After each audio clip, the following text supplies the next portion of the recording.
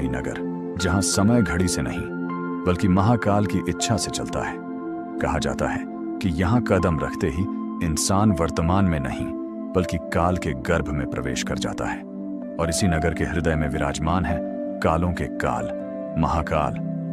यह कोई साधारण मंदिर नहीं बल्कि दुनिया का एकमात्र दक्षिणमुखी स्वयंभू ज्योतिर्लिंग है, जहां आज भी परंपरा है कि सबसे पहले महाकाल की पूजा होती है, उसके बाद ही अन्य देवताओं की, क्योंकि जब स्वयं काल जागृत हो तो बाकी शक्तियां उसके बाद ही सक्रिय होती हैं। भोर से पहले होने वाली भस्म आरती, जिसमें चिता की भस्म से भगवान का श्रृंगार होता है, केवल एक पूजा नहीं बल्कि एक चेतावनी है कि जो जन्मा है उसे मिटना ही है, और जो मिट चुका है वही शिव को सबसे प्रिय है। कहा जाता है कि प्राचीन काल में उज्जैन को धरती की नाभि माना गया, जहां से काल गणना होती थी, इसलिए इस नगर को समय की धुरी कहा गया। और यही कारण है कि महाकाल को उज्जैन का रक्षक नहीं बल्कि स्वयं उज्जैन का अस्तित्व माना गया।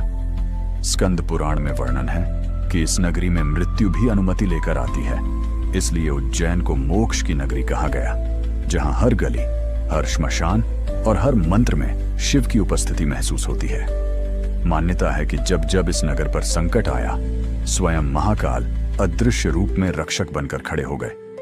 तभी तो इतने आक्रमणों और समय के प्रहारों के बाद भी उज्जैन आज भी जीवित है। कहा जाता है कि महाकालेश्वर के गर्भगृह में आज भी ऐसी ऊर्जा है जहां साधारण व्यक्ति अधिक देर तक ठहर नहीं पाता, क्योंकि वहां काल की गति सबसे तीव्र है।